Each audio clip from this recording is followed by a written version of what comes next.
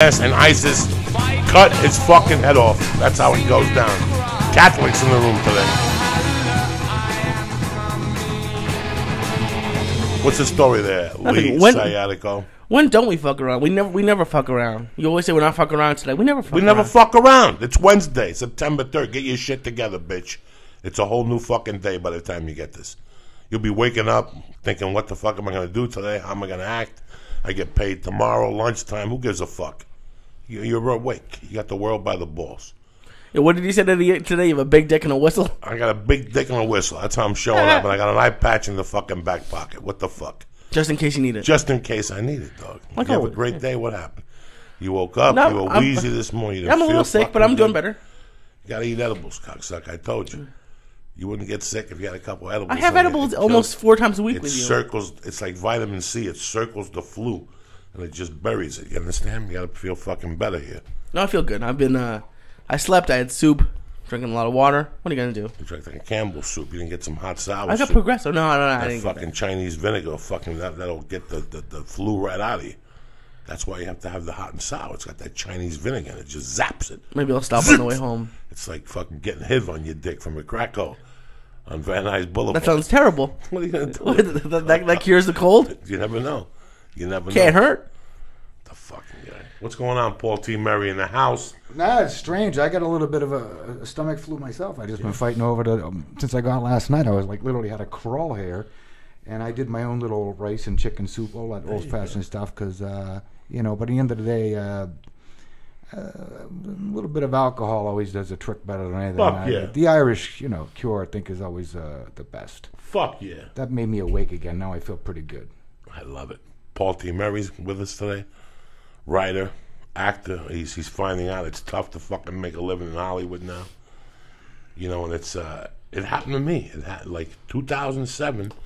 I was recurring on a show, and I thought I had the world by the balls. I'm like, I'm gonna be recurring on a show, going into pilot season, and we had a strike, and that was it. When the show came back, it was a different fucking crime scene. I wasn't involved. We were talking about the state of acting and what's going on in California and what and everything turned around, and it's amazing how you even as you people are at home, you watch TV and you see these stars on television now. They're on TV shows, regular people who would not work TV shows. Right. So, but then that and the movies aren't getting made. Guys like you and I just don't work like we used to anymore. No, it's a kind of tragedy ever since the recession kicked in 2008. I mean, it's wiped out the middle class in Hollywood as it did middle class in America. And the studios have become totally, corporate-driven, which I call moron movies. Comic strip, just movies targeting a 12-year-old mentality. I mean, that's pretty much all they do now. So, and the middle budget movies that used to be at least artistic for adults or whatever, that money's not there anymore. And then at the lower end, you have the ultra-low budget stuff, which is pretty decent, but it's again, you can't make a living on $100 a day. Is it coming back though? Because I noticed like AMC and a lot of the bigger theaters are starting to show more independent films, or they're trying to do that. Is that helping you out at all, or not really? A little bit, but I mean, the studios have it monopolized as always. Have you thought about, or have you been approached to do anything for online? Since you don't really need the I don't understand the whole online thing, like the web series and things like that. Yeah, and it just seems like that's where stuff is going. Like you could probably do some stuff without the studio. I know. I just don't know where the money is in it. Do anybody know where the money is in these web things? I don't. Advertising. The money's in the advertising. Yeah. I met Paul with a great script he had. I think we met in 2006. I was approached by Montoya, who is doing the Santa Barbara Comedy Festival this weekend. Right now, yeah. This weekend. He wanted me to tape some when I'm out of town this weekend. But I read the script, and I thought it was fucking tremendous. I bugged him for a year. Montoya, what happened to that fucking movie? What happened to that movie, And I get a call to do this movie, Boilermaker. We had met, and I've always been a fan of yours as a you're doing what I wish I could do. Last night I bumped into Steve Renazizi, and we were talking about going on the road. and we both, somebody was asking us, and I said, you know what? I'm grateful that I have the opportunity to go out on the road, but I'm 51. At this age, I didn't really want to be carrying my own suitcase every week. Not that I wanted to be a star, but I wanted to evolve into something else, and I really wanted to evolve into writing. I really liked the whole, just the whole thing of writing a script, the process. But I know that if you think acting is hard, and fucking stand-up is fucking hard, writing is a fucking animal that is completely, you know. Why do you think? Is it because you don't get the immediate response like you do in stand-up? Like, what's different about it, do you think? Well, the difference is, I mean, you know, comedy is all like short-form writing. You're basically writing jokes and setup. But to writing a script, you're architecting a whole script of 110 to 120 pages. And, I mean, it's just, you know, it's a huge beast to conquer and do well. And I came into writing by accident. I was in theater when I first came out here, producing plays and acting, and still doing a little stand-up comedy. And then I remember reading scripts I couldn't believe grown adults wrote. Some of them were so bad, and I go, I can do better than this. So that's how I started writing. And here I am, 65 scripts later. 65 scripts? And how many years? 30 years. So that's like 2 a year. 38 screenplays, pilots, plays, shorts, I mean, everything. And I even started back in the day where I had to write on a fucking typewriter. Can you imagine that? Writing on a typewriter? I mean, you know. It's kind of, it's interesting, especially there's some directors now, some writers now who people buy everything, and even if it's not good or they're buying stuff, they're just remaking comic books, so it's not really, it's not like the writer isn't that necessary, or like in how is it when you're writing like good scripts and stuff like that's getting put out? I got a huge problem with the whole comic strip thing just right off the bat, because number one, comic strips are about comic strip characters. How do we relate to them? We don't. You know, kids should relate to heroes like their father, people, their mothers, human beings.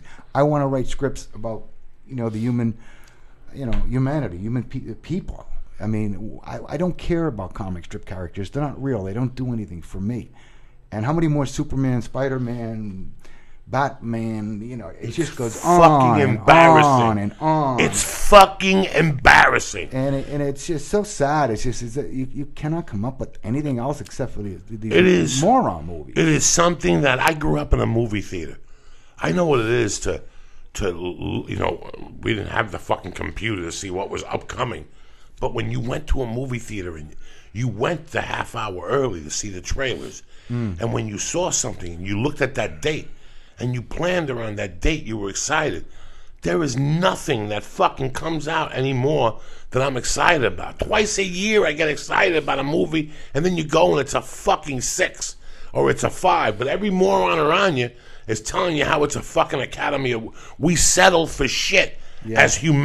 As a society now, the last 15 years, we have been settling for shit and entertainment. You know, I did the podcast Monday night, and it was almost fucking hard for me to leave the house, Baltimore, because Monday night, it went from Nick at Night goes from this cartoons. I got a baby, so Nick at Night goes from fucking cartoons at 7 o'clock to movies, like you know. And the other night they went from Peppa Pig to Splash. And me and my wife are sitting there with the baby. The baby's drawing, and we're watching Splash. And I'm fucking dying. I'm watching John Candy, and I'm fucking dying. I'm watching Tom Hanks. And all of a sudden we start talking, and she goes, Joey, when did you see this movie? And I go, and I was upset. I had tears in my eyes because I wanted to find the girl who made me go see that movie. Because it changed my whole fucking life about comedy. Like, I was like, I think I could do what John Candy's doing. But to make a long story short, my wife is a fucking nerd. So she started going on the computer and on her phone and looking at what. Can you get it for me? What? You know what fucking Splash came out the same weekend as Goonies? Goonies or something, yeah. It is fucking. Go look at the films from 1984. Your jaw will fucking drop. Your jaw will fucking drop. July is like Ghostbusters, Purple Rain. It's like 3 fucking movies in a row that you sit there. We don't have that no more.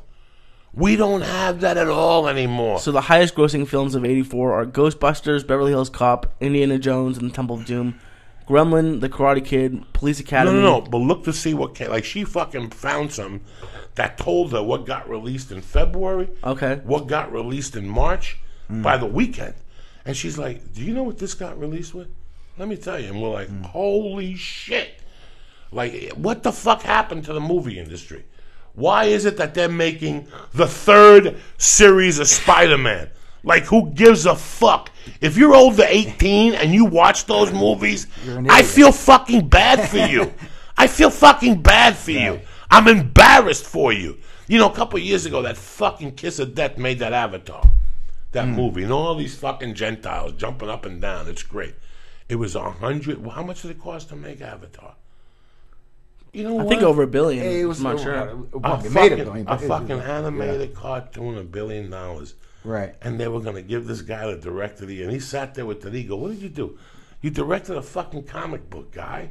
And he's sitting when they brought, I loved it when they brought the Jew out, Barbra Streisand. $237 million. What's that? The budget for that was $237 million. Yeah, 200. If you can make a bad movie on Lee could make a good movie with $237 fucking million. But they're saying this guy, you know, I just don't understand what we've become. Like, what the fuck do we watch? It's kind of disheartening because when you think about it, the only reason they make movies or TV shows, especially TV shows, is they don't cancel TV shows because they're bad. They cancel them because not enough people watch and to see the advertising. So, like, it's the same thing with movies. They only do it for money. All these young studio execs have it down like their new science. They call it the 4 quads of, like, that you have to get in order to make $1 billion. So they basically scientifically put these movies together to hit those 4 quads and branding. That's their new hip word today. Branding is everything, you know, branding. And, you know, and I had a guy one time, an Asian young kid, you know, asked me, he goes, what is your brand? And I go, well, I write everything. I write this, and that. I mean, I don't write like sci-fi, but you know, this is what I write. You know, he goes, you know, yeah, but see, you don't have a brand. I go, well, my brand is good writing. That's good my writing. brand. That's my brand. I don't understand what you're telling me. I have to specifically write in the crime drama because I wrote a couple of them. No, you know what I'm saying. I think I'm a little bit more versatile with that, and you know. But they want to pigeonhole you. Oh, he does the, you know, Tarantino shit. That's his branding. And I'm like, no, I don't want to be branded. It's amazing what has happened to, you know, but it basically movies. And I see it. This stuff I get to read for the shows on TV. I got to tell you something. I'm embarrassed reading the fucking lines. Like, I'll call my agent and go, I'm to the point in my life now where I just tell them, it's not going to work, bro. I'm not going. I love you to death. I got a wife and a kid. I can't do it. I can't make that audition today. It's not how many people you shoot anymore. It's who you shoot. I'm not going to drive to fucking Ocean Park at 5:45 for a co-star to yell at some fucking fat chick as a comedian. I'm not doing that. I'm not doing that. I went through all that shit. But I read half of this stuff. I got 2 weeks ago, somebody sent me something for a TV show, and I was fucking embarrassed. And I called Lee, and I go, Lee, what do you know about this TV show? He goes, it's really popular. It's a hipster show. You know what? I don't believe, when I read 3 pages of it, I fucking couldn't believe it. And then there's guys like you that are good writers, you know, and you have a genre. I get the branding. I like that crime stuff that you get involved in a few of those. Then you do something else, something perky, a fucking love story. I mean, you know. Yeah, I've done them all. I've done romantic comedies. I did offbeat love stories. I've done even some big studio, you know, high concept type of scripts, and then again, middle budgets, and I've done ultra low budget. I do them all, you know, and just to cover, you know, all my bases, you know, because when you walk in, they may want an orange or an apple that day. I want to make sure I have everything with me. Right, you want everything with you. Yeah, you know, when a pear, I got one, you know. So yeah, you just, to me, that's what it's all about, and you just got to get out there and just keep grinding away and believing in you know what you have and what you can do. I mean, and that's it, baby. 65 fucking scripts. One of those scripts is worth $100 million. You don't even fucking know it, you know? You don't even know it. That's what they all are, lottery tickets. I got my one favorite in there, my personal one that I think, is the one that could, get me over the top as far as award-winning and so forth. And it's probably my hardest script to sell because it's a very kind of offbeat, artsy love story. But that's the one. If I could make one more movie before I die, that's the one I want made. How many of your scripts have been turned into films? 7 feature films, 4 plays, and 4 short films. That's fucking amazing. And for the people at home, you've mentioned it twice. When I moved to this city and you went for an audition, this is 1997. When you went out for an audition and your agent called you, or your manager, or your lawyer, he always says to you, scale plus 10. Scale plus 10 is you're getting scale per day, whatever it is, $5.90, plus 10% for your agent, for the commission. And that's what you get per day. And then about a year and a half after I got here, that everything was scale, or 2 years everything was scale, I got a call one day for 4 something. It was, instead of scale, SAG scale, it was SAG something else. It's their modified 466 budget or something. So it was $466 a day. Okay, I did 3 days or something, whatever. Still a lot better than a lot of people are making. I'm not complaining. Then about a year later, I started getting calls for 250s. That's modified. 250, 2 a day. And and you're still getting a couple of scale calls, but just to let you people know at home that for the last 5 years you're making $12.50 an hour, and all of a sudden your boss says to you, "Hey, listen, on the weekends from now on, when you do those things, you're not going to get $12.50. You're going to get $9.50." And at first you go, "Okay, now what would you do as an American?" You go, "Fuck it, it sucks, blah blah blah." I need the job. Yeah. You need the job, but then they come $2.50. Then one day, I started getting calls for $100 a day. $100. $100 a day, which is 90 after your commission, 80 after your dry cleaning, 70 after the fucking gas, the 10 for lunch. So you're walking out with $50. Again, I'm lucky. Every morning when I wake up, I fucking say, "Lord, thank you for giving me another fucking day." But do you understand me? This was it was like a, by the way, they did this to you. Oh, by the way, that movie's only $100. And again, you do the film. After a while, you stop doing them because nothing moves forward. There's a movie with Ray Liotta and who's married to Justin Timberlake? Oh, fuck. I don't know. Blue something. It's got the guy who won the Academy Award for Idi Amin. It's got Jessica Biel. Her and Ray Liotta are in a movie together. IMDb, Jessica Biel. It's Blue something. She plays a stripper. I have spoken about this movie 15 fucking times because, the chick from Friends is in it. Powder Blue. Read the fucking thing. Let me see here. Cast is Jessica Biel, Eddie Redmayne, Forrest Whitaker, Ray Liotta, Lisa Kudrow, Patrick Swayze, Chris Christopherson. And that's $100 a day movie. That was $100 a day movie. And when you're watching this movie, unless you live in L.A., you don't know it's a $100 a day movie. They shot it all on basically one block, on Sunset and Gardner. So they catch her shoplifting at the comics place. Where's the comic place we went to do the podcast that day? Sunset and... what's the name of it? Meltdown. Meltdown. They caught her shoplifting at Meltdown. They turned the camera around. They're having lunch at the Thai place where we almost went into to get pad Thai shrimp. They show the billboard, and that's a $100 a day movie. So one day I was telling somebody about that movie. My friend said, "I did that movie." And I go, "What happened?" And he goes, "I guess they ran out of advertising money. Like they'd shot the movie, but then they planned on no money for fucking... So they were going to release that movie. I mean, it's got the fucking people to release it." That's strange because, I've never heard of it. And my God. You'd think you would have heard of it. It's on fucking Showtime and HBO. When you see Jessica Biel strip, you will fucking die. When you see Patrick Swayze getting his dick sucked with a wig on, whoa. He plays the strip club owner. Okay. It's fucking crazy. This is like a crazy fucking movie, and it's a $100 a day movie. You'll never know about it. People don't know about it because, like they said, they ran out of the advertising money at the end, so the movie never fucking did a thing. So that's what we're up against now. Right. I had to stop doing them because I said the more I do them, I'm going to be stuck in that world of $100 a day movies. Yeah, plus you're not going to get residual checks because they're never going to go They're anywhere. never going to go anywhere. And so you can't make a living, yeah. So, and that's the thing now with those. But it's funny, when I met you, you were planning on this script, and then when we came back, that was one of the first $100 Day movies I ever done. Right. Was Boilermaker. Right. That was one of the first ones that I had done. And I didn't mind doing it because I liked the script. I believed in my heart that something great was going to happen. But there was so many more things going on in my life at the time that I always wanted to talk to you about, that you didn't know what was going on at that time, why this movie was so special. When we started shooting that movie, I had been off blow for 3 fucking days. Okay. I've never done blow again. Right. Never even considered doing it. Right. But it all started with Boilermaker. Right. It all started with Boilermaker because I knew that we had to shoot 18 days in a row, 6 to 6. And I know that it wasn't like, well, you have a couple of days off here. We were shooting 18 days in a row.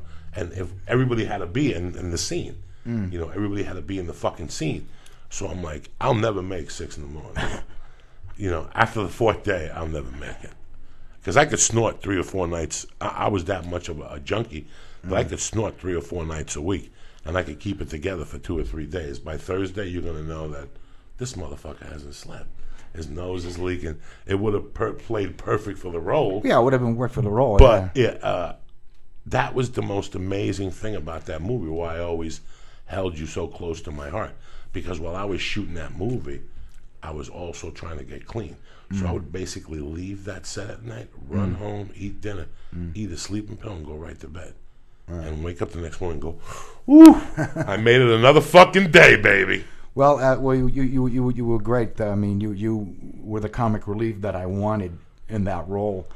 And I remember when I talked to Scott Montoya, brought you up, and Kurt, because I told him I needed some Latin actors in here and for the reading. And so he brought you guys in, and I don't normally like taking guys in blind because I, right. Yeah, you have your own pen. And you have your own thing. I don't like people to, fuck up my shit. So, and we had already started the reading, and this is there's a live audience in the theater, and it's a public reading. On Tahunga we did it. Oh yeah. We did it on Tahunga. And Joey comes in and he sits down and it literally it comes up to his line. It's just like whack bang out of the park, gone Homer. I'm like, excellent. This is the guy I want for it. That was it was priceless. So when it came to eventually getting the money to actually film the movie, there was no doubt I was using you, and so it's a beautiful thing when somebody hits the part like you're playing a Stradivarius, man. I had Louise Fletcher do it in Very Mean Men, and that was a cool trip for me because in 1975 I won a field trip of a psychology class, and I saw One Flew Over the Cuckoo's Nest, and that's the movie that inspired me to be an actor. Jack Nicholson, Louise Fletcher, and I went best actor, best movie. And 25 years later, in 2000, she's in my movie, and again, she knocked it out of the park, and it's a beautiful thing when somebody plays that violin that you wrote so nice, and that was a kind of cool thing. So you wrote, that was the first one you sold, Very Mean Men? That was my biggest movie sold at the time, and that was really exciting because you've been doing it for so many years, and then you show up at 4 a.m. and it's still dark out, and there's multi-million-dollar trailers and trucks there, and you're just looking, going like, wow, they're all here because I wrote that script. And then you meet Ben Gazzara and Burt Young and Martin Landau and Charles Durning. I mean, you got legends in there, and that was a pretty cool thing. Plus, I wrote myself a nice part because I wasn't stupid. Now, how long did it take you to write Very Mean Men? What's it usually take you? I write very, very fast. I try to write fast because I want to stay on top of the story. And if you distance yourself, from the script too much, it's too hard to get back in the groove of writing. So I write like an animal. I mean, I used to write later at night. I'm a good older. I write more late afternoon or into 10 or 11. But I used to get in there 10 hours a day and bang the script out. Sometimes in 5 to 6 weeks. But my average is more like around 8 weeks. And that's 10 hours a day of writing. It's 8 to 10. By yourself, no partners? No partner. No, I write alone. I only wrote one script ever that I co-wrote, but I work on the script all day long. Like when I'm driving and I'm out there, I got notes. That's all I'm doing. That's all I'm doing is working on the script. I don't listen to the radio in the car. I'm like working on, okay, what do I have to do here to fix this little problem in the script? So by the time I get home, I don't have to waste time. I've already fixed it in the car. So that's how I'm able to write fast. Is it harder without a partner? Because, like, is it easy to see mistakes in your own work? I've done it a few times when I was younger, but I guess I'm pretty confident in what I want, and I just like to do it alone. I mean, I obviously, another thing I see in this town is amateurs putting scripts out there way before they ever need to be out there. I write 6 or 7 drafts in that period of time before I even call it a first draft. You know what I'm saying? I go over everything, and then I have people read it, and then and a lot of times I'll have ratings, so I can get input from everyone before I officially want to launch it out there. But I see scripts. Just recently, I read a few that just have no business being read by anyone, and these people are just delusional. They don't know better. Plus they can't write. They say stupid stuff like, interior bar, Joe and Wally walk in the bar. Well, we're already in the bar, you moron. You know what I'm saying? You just say interior bar, you say, and you never use a lame word like walk. You say Joe and Wally stagger in. That's all you need. Be economical and get to the script movement and killer dialogue. When you were here a few years, when you decided to start writing, what is it that you read? What is it that did you take a class? Did you read a certain author? I didn't take any classes. I just started writing on my own. I would get a hold of scripts, which were hard to back in those days. In the early days, I was writing episodic or sitcom specs and things like that, and then plays. So I would just really just learn by doing it over and over. I eventually took a couple of seminars, one with the famous Robert McGee and another gentleman. But all these screenwriting gurus, it's nothing's changed in 1,000 years. There's a beginning, a middle, and an end. There's an inciting incident, in the first 10 pages that gets us hooked with the story, and you have to, write real sharp, brief, concise narrative and killer dialogue, and you have to start the scenes late and end them early, and it takes a long time to learn how to craft all that, because in the end of the day, screenwriting is a craft. It's a craft to know how to do it. And again, I've written so many scripts at this point, I just know the shortcuts and so forth. And one other thing while I'm on that is never rewrite while you're writing, because all you're doing is wasting time. You know what I'm saying? Don't perfect the script now, because you may spend 2 hours changing a whole scene, and then when you're done with the script, you realize it doesn't even fit in there. So now you just wasted all that time. Don't rewrite to do anything until the rough draft is done and that you see that everything fits. This is how, again, I'm able to write fast, because I don't waste time with that. Just get the rough idea of the scene down. Okay, this is what we call the shitty version. Oh, here's my shitty version of the scene.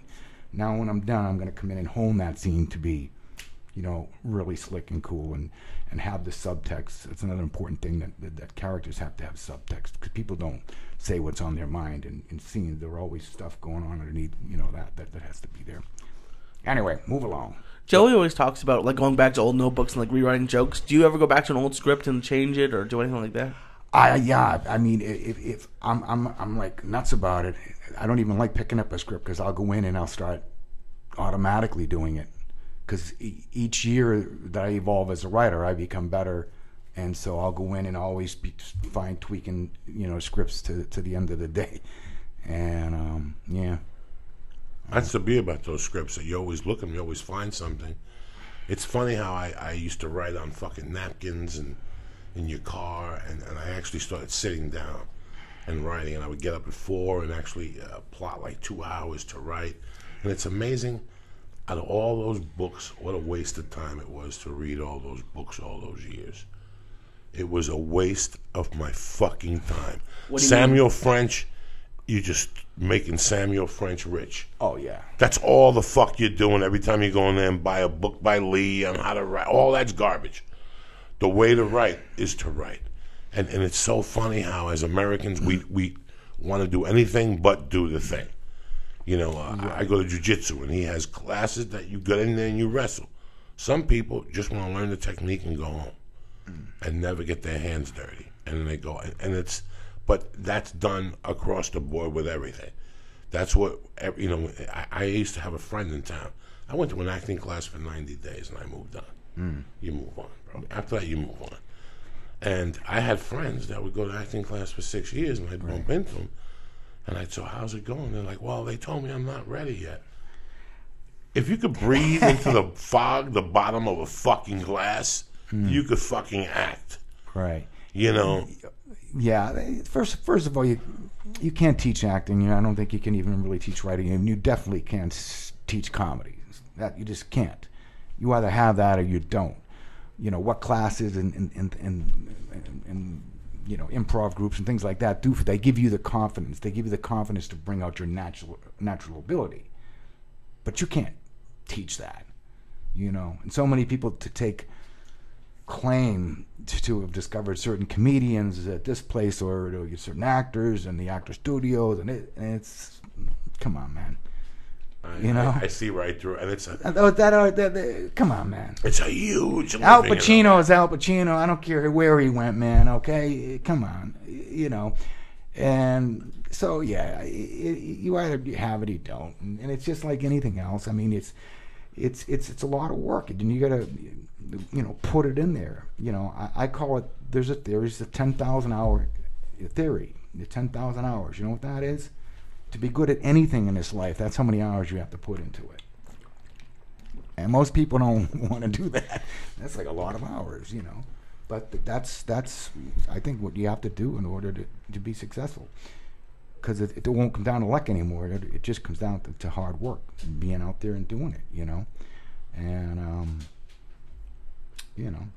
How do you deal with rejection? Because a lot of, I mean, you said you got like 11, 15 things made. That's out of 60. That, I mean, for some people, they would stop after, like, how many times did people say no to you? Well, we deal with rejection, you know, nonstop. It's like 99% of our lives. Well, the first thing you have to be is insane in order to deal with it, because most normal people, they wouldn't do it. They wouldn't do it. So you have to be a little bit nuts. You have to have blinders on. You got to be. Most actors and comedians are a little crazy, a little offbeat, and that's you know what we are. And so and I somewhere inside you have to have that belief that I have something, I have this magic or whatever. Otherwise, you know, you are crazy. So yeah. How did your parents react to when you said you were going to come out here and write? Well, I was mainly came out as an actor. I picked up the writing later, and they were actually, for being blue collar workers in Southie, they were very supportive of it, even though they knew nothing of it and could never, in a million years, understand it, you know. And every year I go back for the holidays, and they go, "You back?" And I'm like, "No." And then 2 more years, "You back?" And I'm like, "No, I'm not back." You know, so you know, but it's just. Certain people, you know, have their calling in life, what they want to do with it, you know, and what enriches them, you know. It's nice to have millions of dollars, but I you know, I think artists and people, we get enriched by performing and making people laugh or inspiring people with our words or paintings or whatever. So it's fucking amazing, huh? Yeah, it's very inspiring. It's just not a lot of people. Like I've been out here only almost 4 years, and already I've seen people come and go, and it's just over 30 years. I can't imagine how many writers or actors or directors you've seen, or were the hot writer in Hollywood. They got one script sold and now they're back home, and it's good to know that people can still be out here. Yeah, I'm stuck now. I mean, I've been here too long, but I actually like it. I like it out here. I love the weather. I like all the recreation and nightlife and the things that we have, especially in Studio City where I've lived for all this time. It's my favorite place, and I dig it. One thing I definitely can't take is the cold. So, Yeah, it's funny that you go back for the holidays because I went back the first 2 or 3 years, but now I'm never going back in the winter again. Yeah, that's barbaric. I mean, I have a very simple theory in that. It's like life is tough enough as it is. Why make it any harder on yourself living in that brutal cold? And this was a bad winter they just went through, and I can't do it. I just don't like the cold. It's amazing I've always loved Boston as a city. I don't give a fuck about the Yankees, none of that shit. I'm Cuban. My mother was a Boston Red Sox fan, and Louis Tiant and the whole fucking thing, and I love all that. I grew up a Cincinnati Red fan, but my American League team was the Red Sox. So I always loved everything about it. And I come out here and you meet these fucking half-ass fucking fans, Oh. And then they won. And everybody became a fucking fan, and it's like anything else with the Yankees of Boston. But I got to tell you something, Paul, and I've met over, my good friend in Aspen was a Southie guy. I mean, he had bullet holes in his neck, and they cut his toe off. It was amazing. But you come out here and you meet all these fucking good-looking people from South, and you're one of the guys I look at, I go, this motherfucker is definitely from South. Not that you're not good looking, you're a handsome Irish motherfucker. I'm just saying that. You live and breathe it. I smell it on you. I smell it in your writing, your style of writing. Just something about how it became cool to be Southie. And then when you look into their paperwork, they're really from Quincy. Or some shit, now it's ever since like Good Will Hunting and things, Southie became, so I was the original pioneer that came out here, and now we got all these actors and everybody coming out, to get in the business, which they never would have done in a billion years, because Southie's a very tough blue collar neighborhood, and going into show business back in the day was just unheard of. But it's getting pretty gentrified right now, I think. Oh, yeah. Southie's gone. It's not even Southie anymore. Done. It's gone. But what I'm saying is, back in my day, people just scratched their head. They couldn't understand where I was going, and especially since I turned down a tea job, which I won in a lottery. And I signed up for that too. Just when I was in college, they make you sign up to be like a tea driver. Like you make a ton of money if you drive the subway. Yeah. You make good money, and I actually won. They picked 300 people. And wow. And then I decided I don't want to do that. I can't. No, I can't. I'm not. My friends thought I was insane, because that was like, even like back then, it was like $40,000. That was like 30 years ago. That's a lot of money. That's a lot. Yeah. I'm like, no, I'm not driving a bus for the rest of my life, because nut jobs take the bus, and I'm going to be dealing with this. No, I can't do this. So I'm guessing you weren't standing in line in Santa Monica at that new Dunkin' Donuts. Do you see those pictures? I did see it on the news. I think that's a little drastic. Yeah, insane. It's a little drastic for the Dunkin' Donuts, but But I loved growing up in Southie, because it was just great characters. All my friends and all the people I grew up with were hysterical, and the way that they showed how they liked you was they insulted you. Walking the bar, everybody insults each other. They don't insult you, they don't like you. So, they like you, they insult you, right? So it was just great, and the great characters that I hung out and grew up with and all that were great for my writing, because I could always take bits and pieces of people, and put them together for a certain character. I like characters that got crazy little obsessions and things like that. So, I would always remember like these guys I grew up with. One of my buddies, his nickname was Ian. They all had these crazy nicknames, but what was his nickname? His Ian. Ian, all right. Yeah, I don't know where we got his nickname. Mine was Muzzcat, but anyway, he used to have a list of like his friends on there, like whom he wanted to like basically knock off first, because like everybody was picking on him, and you would just have to hope you weren't on his list, But this is like real stuff, Where can you get this? So, yeah, it's great, and Now it's become a trendy thing for them to come out to Hollywood to get into the business. 30 years ago when you left, when you told your buddies at the bar that you were going to Hollywood, they just looked at you and stopped you and said, "Are you a fucking fag?" Yeah, right. Da, da, da, da, da, da, and you sit there going, "What the fuck are these people?" And they really are. They think that this is another world. The East Coast mentality. Jersey, Boston. They think when you tell them you're going to come out here, that they've never. It amazes me when I go home and people still say to me, "You still live all the way out there in Cali. You're still living out there in Cali with those fucking granola. You're still living out there. Out where? Like, what the fuck? Is it Mars? Was it the difference? It's a fucking plane ride, guy." But they don't see that. And God bless them. God fucking bless them for not seeing that. It's what's that expression? Ignorance is, I don't know. Is bliss, yeah. Ignorance is fucking bliss. No, they always, thought it was, well, that's for special people. And I'm like, what the fuck is so special about them? Why can't I do that? You know what I'm saying? I don't understand.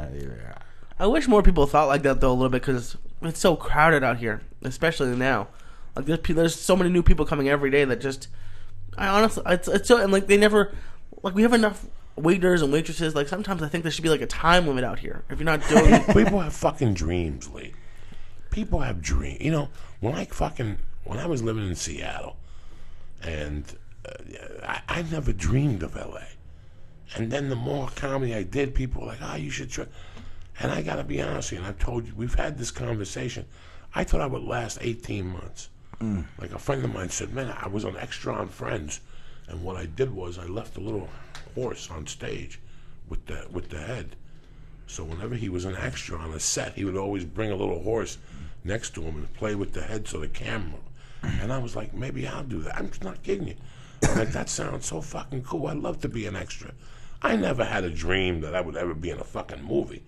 I thought if I would be like if I was a server in a scene, that would be great for me. I never had that dream to be in a movie. I never knew how to fucking get in a movie or where to even start. I was a dirty stand-up comic. But you stick with it. Yeah. You stick with things. Yeah. And you see where the fuck they take you. You said it. The truth, without being sarcastic, how many big-time Hollywood fucking people have you met that are gone now? That when you sat across from them at a table, you were like, "This guy's gung-ho about what he's doing." Because they come out here with a credit card and they focus on all the wrong things. Yeah, they again, my friends at the time when I came out were like, well, all running around playing the Hollywood night game, thinking they're going to get discovered in a nightclub and blowing their money, and I was staying in 8 hours a night writing. And little by little, it's amazing what people think it requires to come out here. You come out here, you go to the Standard, you get an acting class, and Jack Nicholson sees you at a Laker game and he puts you in one of his fucking movies. I've had fucking people tell me that. Do you know how many writers? Listen, I'm a comic. One of the easiest paths for a writer to get steam sometimes is to meet with a comedian and try to develop a show and pitch the fucking show. Do you have? If I told you how many writers I've met with for months, for 6 or 7 months, and then one day they just disappear. Disappeared. And then you see them 3 years later, and they're a camera guy at a commercial. Like, you go for a commercial audition, and this really happened to me. A guy that was, oh my God, his uncle was the guy from Warner Brothers, and we're going to put this together. And we met in Hollywood, and one day I never saw him again, and he was a camera guy at the place in Ocean Parkway. And I go, "What happened?" "Oh, you know how it is, man." And I couldn't even imagine. So you didn't want to be a writer no more. So now you're that camera guy at the audition. So it's amazing how overnight he was going to write the next big TV show. Like, that just switched. My dream has never changed. I don't even know what the fuck my dream was when I got here. I just was happy to do stand-up and be alive. Right. Sure. I swear to God, I was just happy. I didn't pick up and say, "I'm moving to L.A. to become a fucking star." Like, that's fucking ridiculous that you wouldn't know what goes into it. And you see them. You see these fucking girls at parties hanging out with fucking fake producers, the Arabs. They say they're producers. Next thing you know, they're sucking a dick with sand on it. It's a fucking nightmare. And then they realize what the fuck happened.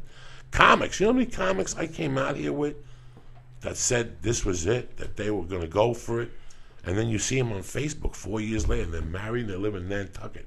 And you're like, how the fuck did you end up back in Nantucket? Obviously, your dream wasn't fucking big enough. I don't mind somebody having a dream, Lee. I don't mind somebody having a dream. We all have to have a fucking dream. It's what keeps you alive. I understand what you're saying. There's enough waitresses and shit. What the fuck? But you gotta have a fucking dream. Yeah. No, I agree with that. It's just sometimes out here, so like when you're sitting in traffic, you're like, God.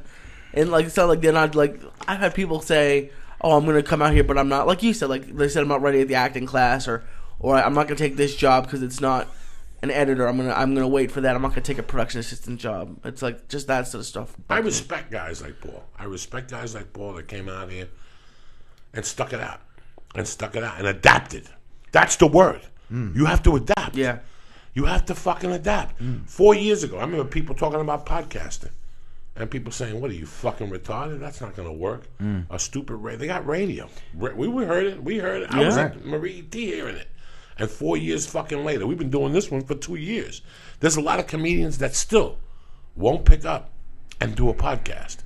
Or if they do the podcast, they do it completely wrong. They don't express what the fuck they're thinking. So people listen to it and go, this is a TV show. You're not telling me what you're really fucking thinking. I want to hear what Paul T. Murray has to say. That's why I do this fucking podcast. Sometimes people, you say fucking racially insensitive shit. You say fucking something that you shouldn't, but it's what's really in your fucking heart. If not, just wait till I get on a TV show and you can watch me do somebody else's fucking lines and play the nice guy. And, I met Paul Murray. He seemed like a nice guy. What the fuck is wrong with you? He adapted. Yeah. He fucking adapted. That's. And I'm sure a lot of people who you talk to writing will say, well, I only write big movie. I only write studio pictures. And you're like, well, and you're writing plays and shorts, and you can't just... Who writes a studio... Who sits there and says they write a studio picture? Eddie Bravo's fucking student. Writes a script. My friend's student writes a script. Jiu-jitsu guy writes a script. And he gets a call from his agent that he wants to go to lunch with Sylvester Stallone. He goes to lunch with Sylvester Stallone, never hears again about the script, and next thing you know, Expendables comes out. It's his fucking script. He takes Sylvester Stallone to court. He fucking wins. And now his name is on all three of them. He also did the other movie, Godzilla. The Godzilla, oh, wow. That was his movie. He wrote that also. But he didn't know what he was writing. You just have to keep fucking writing. Yeah. And eventually, Sylvester Stallone will steal it. You sue him, and now you get your name on the fucking map. But, how did that guy feel? He went after, these are just, that's a dream. Yeah. That's a dream, You just don't write a fucking big, I'm going to write. You write. The biggest misconception people have, and it's amazing. I was thinking about this guy, Chris Penny. When I first got into comedy, one of the guys I worked with, his name was Chris Penny. And we just worked the road. We were just road dogs. He was just a road dog, no Hollywood. And he played the tambourine, and he went out with a drink, and he goes, hey, tequila, and he was one of those guys that after a show he'd tell you how his audience drinks more than any other audience, and he does this to make $37,000 a year, and he bought a van, and he did all this shit. He not once told me how much he loved comedy. Everything he did was for the money end of it. Man, and then I sell T-shirts, and then I sell ukuleles, and then guess what? I never saw him again. This was 95 when I worked with him. And then in 99, I'm at the fucking Comedy Store, doing spots at the Comedy Store. And he walks in like a lost, and he's like, I'm thinking of moving out here, and I'm talking to him. And I knew that it wasn't his passion. I'll do comedy in front of 2 people for free. Guess what? I'll have more fun doing comedy for free in front of 2 people than I would if you paid me $3,000 in front of 200 people. Sometimes, for me, when I went to Kentucky, and I did the show, and everybody said, you didn't get paid. I didn't do it to get paid. Sometimes it's just nice to fucking do comedy. I love it. I would do comedy whether you gave me $2 or whether you gave me a fucking cheeseburger. That's the difference. A lot of people put a $sign on everything, and that's what Chris Penny did. I mentioned him in a podcast on Joe Rogan. About 3 months later, he hit me up on the Beat and the Beast thing. Yeah, I'm here, living in Malibu. He's probably selling real estate. He never got it. And a lot of people don't get it. People will tell you, I want to be rich. What the fuck are you going to do with it? What the fuck are you going to do with it? When I wanted to be rich, and I was selling drugs and mugging people and all that shit. I wasn't happy. Now that I'm not rich and I make it from month to month, I'm having a great fucking time. And that's what people always get fucking confused. Everybody wants to be rich. And what are you going to do with it? What are you going to get a limo and chase Justin Bieber in the fucking car? That's the problem. That's where the dream gets fucking confused. Right. You have to do something because you want to do it. A chick that sucks your dick for $50 will suck your dick for free. You got to love to suck dick to do it. You understand me? People don't just suck dick because they don't fucking like it. Same thing with anything you love. He loves writing, man. I could tell when I read his fucking writing. This guy loves what the hell he's doing, you know? And that's the biggest misconception about Los Angeles, California. That people come here and they don't know why they're here. I knew when I came here, I was a felon. I had a college degree that I couldn't use. I had no fucking options at 30 fucking... When did I come here? When whatever. 13, 50, 17 years ago. I'm 51. I got here at 34. I was long with the tooth and uglier than ever. You know, I wasn't no fucking Brad Pitt when I got here. I just had a dream. My dream was to not go back to jail. That was my dream, to stay out of fucking jail and not stab a motherfucker ever again. That was my dream. You know, it had nothing to do with money. And that's the misconception, cocksuckers. Tell them, Paul, don't leave me here. But you gotta love it, baby. You know that. I'm just just saying, you gotta love what you're doing over here. Well, period. If you, why else would you do it? You have to love it. It's too hard. It's too much pain and rejection, and there's price to pay. I mean, the grass is always greener on the other side. I mean, I look back at a lot of my friends. You know, they grew up, they got great families, normal life, doing great. I had to sacrifice not having, like, you know, the normal family and, you know, the things and like that in order to do what I did. You know, everybody wants it all, but sometimes you can get it all. You can only get, you know, whatever. But what I didn't want to do with my life is to do some miserable job that I would just hate myself every single day at, you know, and because I added up, well, if I'm going to hate that, I'm going to hate my family, and the whole thing. It's going to be what carries over into everything else. It's going to be a domino effect, yeah, and I'm like, I I can't do that. I want to, you know, life is short, man. You got to chase your dreams. You know what I'm saying, and do the best you can. You know, and. You know, some people, like you're saying, some people come up for a few years, they realize it ain't for them, they can't make it. That ain't the bad thing. They go home. They go home. That's it. No, you can't. For everybody. Believe me, there's too many out here, as it is. There's too many dilettantes and too many people, you know, confusing the issue. You know, with as far as talent goes, I mean, it's just so many. I mean, if you want to become a lawyer, you got to go. You know, you just can't say I'm a lawyer or a doctor, but anybody and say that I'm an actor, which pisses me off. You know, some moron could just walk off the street, hey, I'm an actor. Why? Because I took a picture. Oh, really? You know, it's like there's no respect. It's just like, come on, man. You know, it's amazing how many people get business cards printed. It's amazing. The first guy I had as a manager was like a fucking travel agent. Right. And I didn't know this. Right. I go, how did you get into this? You've been into this 10 years? He's like, oh, no, I've been doing this 8 months. He goes, I was a travel agent. I always wanted to be a manager. He goes, so when I sold my travel agent, I had some money from the travel agency, and I came out here. He bought the Land Rover. He bought the condo. He bought the suits. He had the business cards. That was the first year. Right. The credit card, he always picked up the lunch tab. He took you to meetings. He always paid. That was like for 18 months. Then one day he didn't have the fucking Land Cruiser, the Land whatever no more. He had something else. And then he was telling me how he had to move because there was leaking in his building and the association wanted too much money. And then it just got worse and worse, and now he's doing something in North Carolina. You know? And it broke my heart when he left. But it was my first lesson of people that come out here confused. You know, and I can't lie to you. I came out here to kill a little time myself. You know, I was in the process of stabbing somebody to death. I was just buying time to get my perfect move. I was just waiting to get so much rejection that the anger would push me right back to Colorado so I could chop their fucking head off.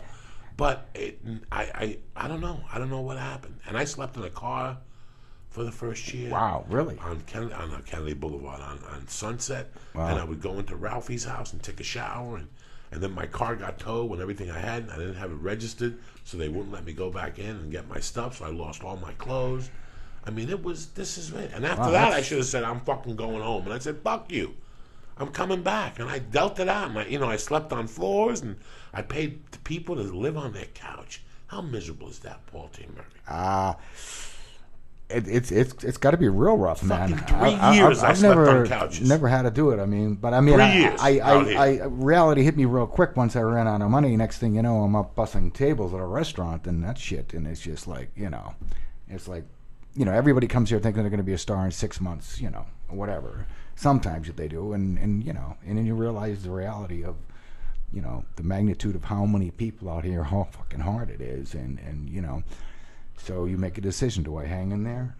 But I have to, because this is what I do. Nothing's going to stop me, because it's what I do. It's what I want to do. And, I love acting. I like the whole thing. I love writing, and I love directing, all of it, everything.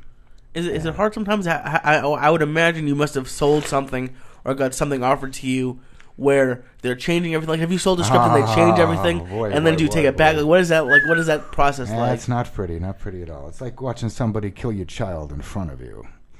And do you take it back and give the money back? Like, what do you? No, you can't do anything. You just have to suck it up and watch them kill it. And that's happened to me several times. One of them, I better not mention the movie, so but they were just butchered really badly, and it happened a couple other times. So that's another reason I was very excited to direct Boilermaker, because I had 6 movies made prior that other people directed, and so I was finally directing, my baby the way I wanted it done,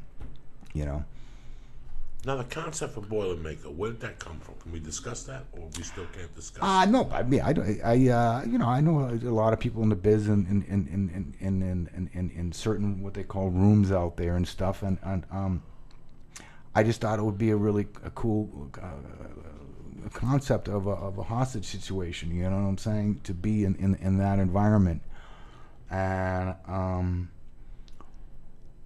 so I just came up with setting it there, and then because it's like a microcosm of society in those meetings. I mean, you got the people that are new, people that are old, people that are struggling, people that are in and out. It's got a diverse group of people.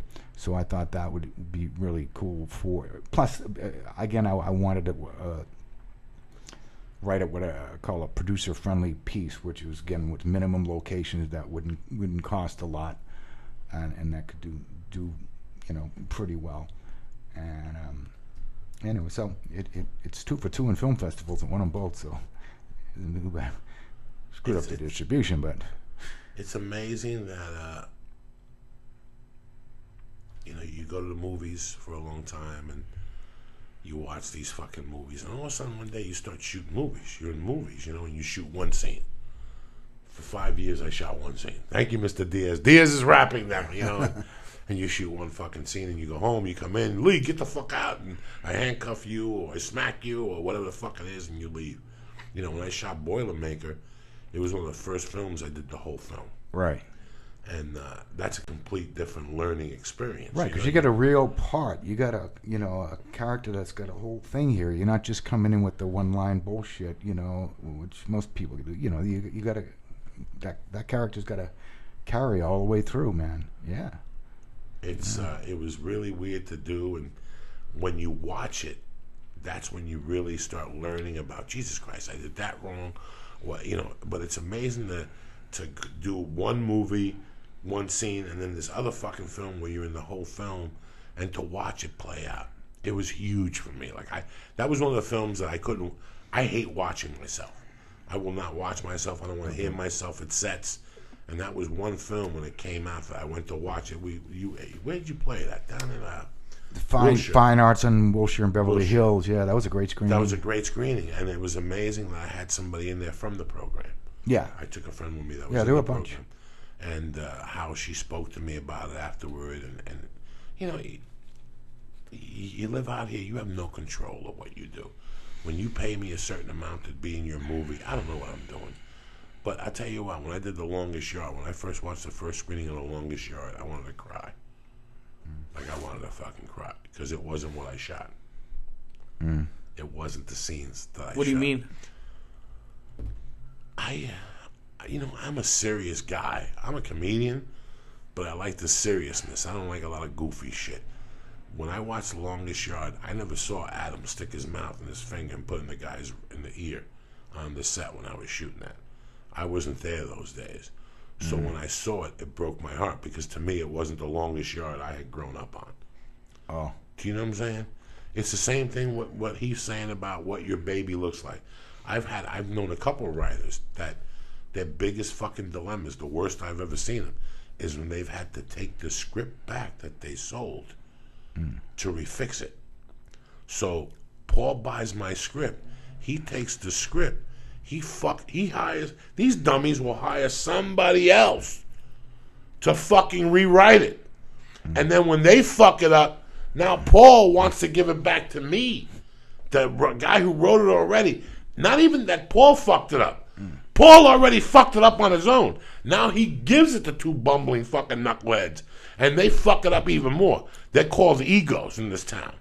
They're egos. They come in like lerps. You don't know what you were doing. We're here to fix this script with this fucking attitude, and it goes right back to him now. And so when you do it also happens to the actor. You think you're doing one thing, you get to the fucking thing, and you're like, what the fuck happened to that movie? You know, how do you think you feel? How do you think you feel when you go to a movie and the movie blows?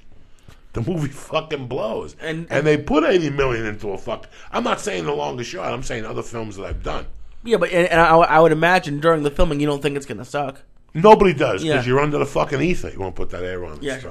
When you're shooting something, TV shows are fucking horrendous. TV shows are something that when you shoot, you're definitely under the ether. As soon as you walk into the studio, they're blowing like tear gas in there or something into the fucking studio. Because you walk in and all of a sudden you're like, this is funny. You start saying to yourself, this could be fucking funny. This ain't bad. And you don't know how bad it is till you fucking watch it on TV. You're like, oh my fucking God, that's fucking bad. So the same thing happens to writers, the same thing happens to actors, the same thing happens across the board. Where what you intentionally thought it was. How many times have you called me and said, Joey, I gotta tell you something, don't be upset. I'm really a fan of your buddies. Have you seen the special? It's fucking horrible. And we find out it's the cutting. It's the editing. Oh yeah, totally. The editing, they fucked it up. In the editing, they put a commercial where the punchline is. It's just a fucking murder thing. That's why I hate specials on television. You have to play them on whatever. Yeah. Same thing happens. How many fucking times have you called me and said, I'm a fan of this guy. I paid to see this guy, Joey. The fucking special is horrendous. Happens all the time. Yeah. So there you go, my friend. Yeah. You never fucking know, Lee Syatt, what you're doing. All you could do is be the best you can be. Right. On that fucking day. No, and it's good to hear because and people who listen know, but for the past almost a year, November will be a year that I stopped working in TV, and I've just been doing this. And like you said, when you were trying to be rich, you weren't happy, and I've had probably one of the best years of my life, and it's and some of it's harder. Like do you ever think like, oh, I should go back and be a T driver and I'll make $80,000 and I'll know I have a check coming in, and it's just tough. Yeah, well, it's a little too late for that now. The dice have been rolled, so I'll live with it. But no, I don't have any regrets at all. I mean, because the life that I wound up having, there's no way I could have had all the encounters with the actors and producers and great comedians and artists and I mean, I spent a day with Dennis Hopper one. My first time at the Improv, I was here 2 weeks. Johnny Carson walks by me. Fucking Johnny Carson. You know what I'm saying? Johnny Carson ain't walking around bars in Southie, okay? Let me tell you. All right. So anyway, I all those great things. A few of my friends at the Tonight Show, Steve Wright and Teddy Bergeron. I mean, so I was around all that great excitement, and again, when you arrive in the morning and there's millions of dollars worth of filming equipment and you got Academy Award-winning actors and nominees saying your lines in your movie, where could I have got that? Do you feel the same way Joey feels? Do you ever not like hearing like the script you wrote? Do you ever feel like, oh, I don't want to hear, I don't want to see them shoot this, or? Yeah, I mean, again, I'm like most actors. I don't like listening to my voice. I mean, I have a hard time, watching myself. But I normally play psychotics and offbeat parts. But not with your script. Do you enjoy watching your movies, or? Oh yeah, it depends on the movie though. I mean, like some of the dramas I don't watch at all anymore. But like Very Mean Men, which was my favorite black comedy, is cool gangster comedy between the Irish and Italian. And again, it's set out in the San Fernando Valley in North Hollywood, like Toluca Lake, instead of back east where they normally would be, because there's a little twist to it, And I've watched that movie probably 15 times. I mean, I just love it because it's a very clever, cool hit movie, and it's got a lot of really kind of black comedy in it that I like. That's my specialty. How do you deal with self promotion? Because like the word is networking, and it feels gross, I think, for most people.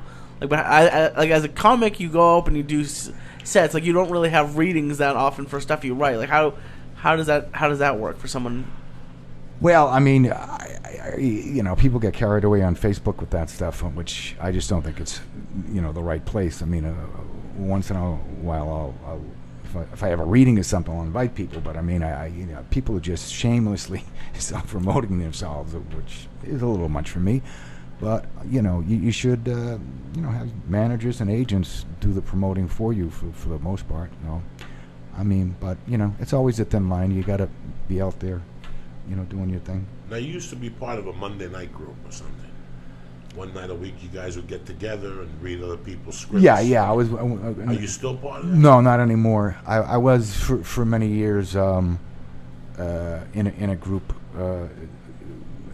that workshop scripts and they had still a bunch get of together? writers. Yeah, they're still going. Yeah, and I started making movies and moved on. I went into some other groups and stuff, and I'll still get around to it,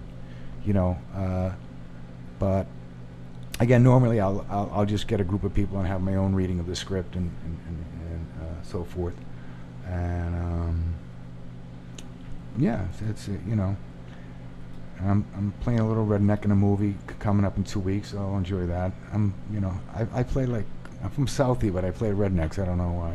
I'll have like a beard and you won't even recognize. Plus, I won't even talk with the same accent. I'll have that redneck accent, which, that's always fun too. But I don't like actors just play themselves over and over. I like, if you look at my reel, you'll see like there's 8 different guys. There's an Irish accent. There's a Mexican. Not Mexican, but redneck and so forth. So but but you're gonna deal with a little bit of typecasting. It's all there is to it. You're gonna get what you're gonna get. I'm never gonna play the nice father, nice guy, and I'm gonna play a little bit of the offbeat psycho bad guy or whatever. But I like that you've sold scripts. Like most people wouldn't even fucking talk to you after they sold one script, never mind 6 or 7 scripts.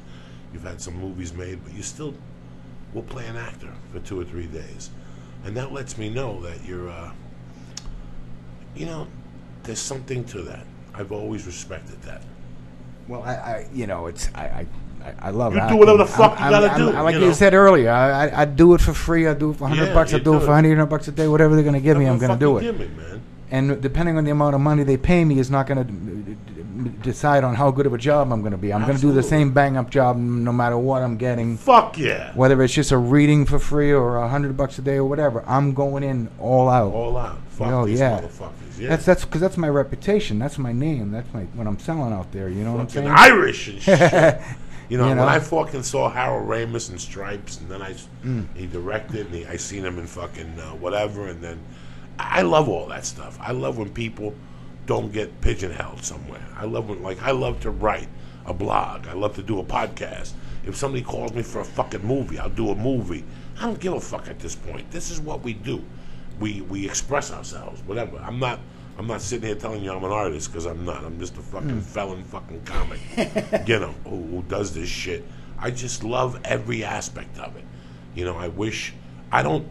I would never direct, because I don't want to be that guy, that comedian that needs to direct or anything. That's not my genre. But I love the writing aspect of it. I love what you do, man. I've always wanted you on the podcast. I love thanks. what you It's do. it's just an honor and a privilege to be here. It's a lot of fun, and I'm just I love writing, acting, and the whole deal. I love directing. That was like the best moment of my life, finally. So I look forward to hopefully directing and having more movies made and acting anytime I can. So we're gonna put Lee in your next fucking movie. All right, we'll put Lee in there. Nah, but it must be kind of cool because you never have to. You could write. You never have to retire. Like you and Joey, you could be writing for as long as you live. Like it's not like a regular job where at 65 you have to quit. Yeah, like you got to retire like Derek Jeter at 40. Yeah. I mean, you can always it must still be do odd. it. Like, well, that part's good. yeah, writers get better. Like you must if they sat you if they brought you into a room and a new guy right out of college, no matter what class he took, you must just blow them right out of the water. I don't know. I don't know about that. What are you gonna do, Lee? Yeah. The fuck? I'm gonna give some shout outs to my main man Joe Ondo, Corey Layton, Hugh Fitzgerald. I'll see you in class next week, cocksucker. John Wolf G, Jared Holt, Lee Krikardis, and Matty D. I love you, cocksuckers, always. You know. See, we learned something tonight. You learned about writing. You learned about fucking dreams, and that's it. Now you want to know. You want to come out here. It ain't no fucking catwalk, Lee. You fucking realize it. You lucked out. We were having a great time. Yeah. We shot videos. We shot a documentary. You know, we've done some fucking shit, and it's all our own. This is what the best time. What's going on right now is that you could do everything on your own if you really want to do it. There's no more excuses. You can buy a camera for $10. You can edit it on fucking line now. You know, there's web pages to help you do everything. They even have fingers to put on your dick now to help you jerk off. You know, they do everything now online. There's nothing. If you have a dream, if you want to shoot a film, if you want to animate, they have everything available online. Fucking YouTube will teach you how to make a fucking cake. YouTube has every instructional on there. How to write a book, how to write a screenplay. So the only thing that's holding you back in today's society is you. When he got into this shit and I got into this, when you're from fucking Jersey or like my buddy once told me, I have a friend that holds the wires for people in California. You know how many times I bugged that guy? How many times I called that guy and said, hey, hook me up in California? I didn't even know what I wanted to do. I didn't even know. He was like, what the fuck do you want to do? I don't know. I want to be like Steven Seagal, fly through the... I didn't even know. I had no fucking idea, you know? But it's amazing the hard work and the patience. Especially with the equipment today, you can do it all. Anything. You can my do it my all. first short film was done on 35mm film, and that cost like $32,000. Today, you could make that same movie for like $1,000. So the excuses are over, cocksuckers. That's what the church is about. Grab your balls, get a knife, and go in there and get what's yours. Let me give us a shout out to the fucking sponsors. We got some good shit for you as usual. On it. I love them. The Strong Bone is helping my niece get stronger every day. I don't even have a brace on today. Every day a little bit more. I do some squats. I did 35 minutes on the bike today. I did the physical therapy. You know I don't fuck around. Whether it's Shroom Tech, the Alpha Brain, the Hemp Horse Protein. This is human optimization. Stop fucking around. Go to Onnit. See what they got. They got 1,000 things for you. They got the enzymes. They got the protein powder and chocolate, which is fucking delicious. They got the... I didn't get my own... Anyway, just to make a long story short, go to Onnit.com, press in the box. Church. CHURCH. Get 10% off any fucking order when you put in church. They also have a program like Dollar Shave Club. Like they just send you the shit. Every month they have a Stay On It program. So you get 20% off any product they got. They mail it right to your house on the 1st. You don't have to leave the house. You don't have to do dick. Who's better than you? Now I'm going to drop some fucking knowledge on you guys because I'm sick and tired of you people busting my balls. Naturebox.com.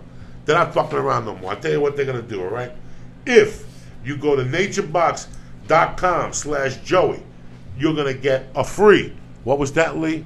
Free sample box, okay? Whoa. So in the afternoon slump, when you're hungry, you're not feeling good, you go to the machine, fuck that shit. Go to naturebox.com right now. put in /Joey, capital letters, /Joey, and you're going to get a free sample box to get this party started. I don't know what the fuck they're going to send you. They might send you the cocoa almonds. They might send you the peanut butter, the sweet potato fries. I don't know what the fuck they're going to send you. Stop fucking around. Get a free sample box the month of September. I think it's the whole month of September. I'll find out what the fuck's going on. So that's it. No more. Go to naturebox.com today and get /Joey and get a free fucking sample box, okay? Now, there's no more reason to be a fat fuck. There's no more reasons to be eating fucking potato chips. That shit you made me eat last week at Subway Baked Lays, that tastes like a fucking... I didn't make you eat it. Like a fucking Iranian dead foot, that fucking shit you made me eat. Nature's Box, delicious, nutritious. This shit is tremendous for you. It's nutritionalist approved. Stop fucking around wasting your time with shitty snacks. Go to naturebox.com right now and press what? Joey. /Joey, cocksucker, and get a free sample box. That's how we do it. Sorry about that. I had a pubic hair stuck in my throat. Bracco in 83. Now we're going to move on to my other favorite. I got these things on right now. Tremendous. You understand me? You know how it makes you feel to put a nice new pair on? Did you put on anything I gave you? Oh, yeah. What'd you put on? I put on the shorts. They're tremendous. How nice did they fucking feel? MeUndies.com. They're not fucking around no more. Aren't you sick and tired of putting those ratty fucking underwear on with the brown streak and the yellow thing by your nutsack? You don't need that shit no more. Go to MeUndies.com. They got tremendous underwear, especially if you're a jiu-jitsu guy or a martial arts guy. Every time I go to jiu-jitsu, I put on MeUndies. They don't fucking pull down. Your nutsack don't pop out. When you wear regular undies and you go to jiu-jitsu, a nut always pops out. It's just dangling in your fucking gi. Somebody could step on it. You don't need that aggravation. Go to MeUndies.com right now, and I'll tell you what you're going to get. You're going to get free fucking shipping. Free shipping right now. Go to MeUndies and press Joey and get 20% off your first order. 20% off your first order, and you get free shipping in Canada and the United States. Go to MeUndies.com. What do you press, Lee? Joey. How do you spell Joey? Joey. What the fuck? That's a spelling bee champion. 1992 Southie, the fucking Jewish side. Anyway, on top of that, you got NailedItLife.com. These are good friends of mine. They sell tremendous vapor pens. You're going to fucking love them. They don't fuck around.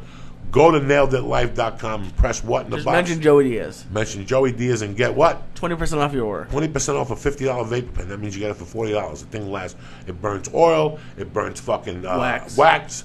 It burns your ear wax. Whatever the fuck you need, go to NailedItLife.com. And as usual, my fucking I love these people. HitE6.com. They got cigars.